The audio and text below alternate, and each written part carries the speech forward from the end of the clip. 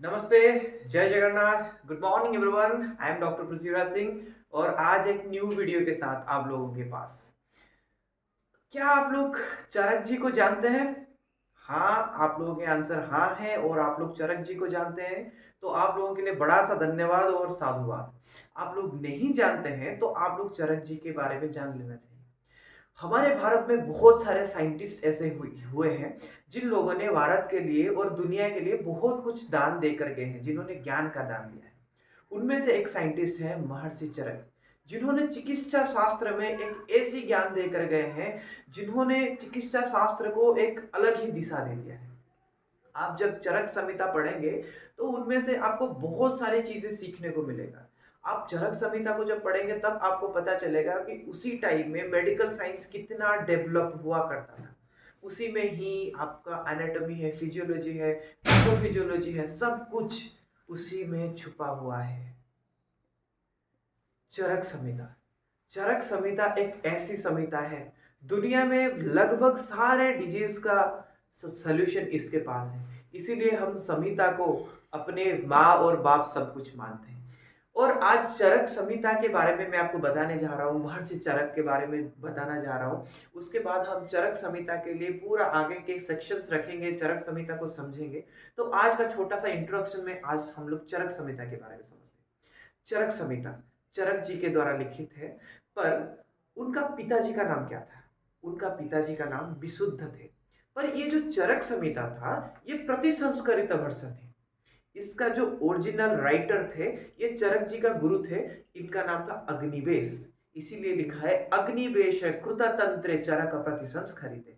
मतलब अग्निवेश जी ने जो तंत्र शुरू किया था, उनको चरक जी ने प्रतिसंस्करित किया था। अग्निवेश ये जब आप चरक संहिता पढ़ेंगे तो आयुर्वेद कैसे स्वर्ग लोक से पृथ्वी तक आया, उसका जर्नी भी यही चरक संहिता का प्रथम अध्याय में आपको मिल जाएगा। जो लोग पीजी का प्रिपरेशन कर रहे हैं, ये सारे सीरीज आप देखोगे तो आपको बहुत सारी क्लैरिफिकेशन आ जाएगा। और जो लोग प्रैक्टिस के फील्ड में हो तो आपको इतना क्लैरिफिकेशन आएगा कि आप संहिता को छोड़ के कोई बाहर जाओगे ही नहीं।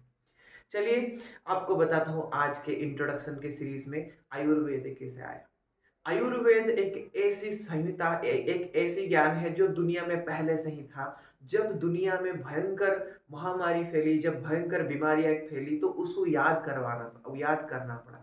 ऐसे लिखा है, ब्रह्म स्मुत्य आयुष वेदम प्रजापति मजिग्रहम सो सहस्राख्यते अश्विनी कुमाते अत्रिपुत्रादि। ऐसे करके आया है। पहले जो ज्ञान था उनको ब्रह्मा ने स्मरण किया, इसीलिए लिखा है ब्रह्म स्मुत्य आयुष वेदम। उसके बाद आया प्रजापति, उसके बाद दक्ष प्रजापति के पास आया।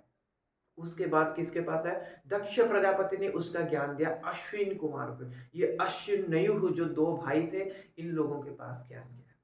अश्विन नयुह जो ज्ञान, उन्होंने जो ज्ञान था उन्होंने वो देवराज इंद्र को दिया, और तब तक वो इंद्र के पास ही सीमित था। ये चरक संहिता का पहले चैप्टर में एक स्टोरी लिखा है। जब दुनिया में भयंकर महामारी फैल रहा है तो 53 ऋषिज एक हिमालय के पाददेश, मतलब आप अभी का हिमालय ले सकते हैं, या जहां पर एक बर्फ का एक पहाड़ था, उसके नीचे 53 ऋषि ने डिसाइड किया कि अभी जो ज्ञान है हमारे जितने पास धरती पे जितना ज्ञान है उतना सॉफिशिएंट नहीं है चिकित्सा के लिए। इसीलिए उन लोगों ने डिसाइड किया कि अभी स्वर्ग में जाकर इंद्र जी के पास से वो ज्ञान लाना चाहिए। वो ज्ञान लाने के लिए गए थे भरद्वाज जी। क्यों गए थे? क्योंकि भरद्वाज जी ही एक ऋषि है जिनके पास बृहद विमानी का शास्त्र का ज्ञान था। तो भरद्वाज जी बृहद विमानी का शास्त्र के ज्ञान को लेकर एक दूसरे डायमेंशन में जाने के लिए जिनके ज्ञान था, जिनके पास विमान था, वो जो गए इंद्र के पास ज्ञान लाने के लिए, और वहां से त्रिसूत्र के हिसाब से लेकर आए वो ज्ञान। वो था हेतु, लिंग और औषध। नेक्स्ट वीडियो में हम समझेंगे यार ये हेतु, लिंग और औषध क्या है, उसको कैसे हम डिफाइन करेंगे साइंटिफिकली, आगे देखेंगे। आज के लिए राम राम, जय जगन्नाथ, नमस्ते।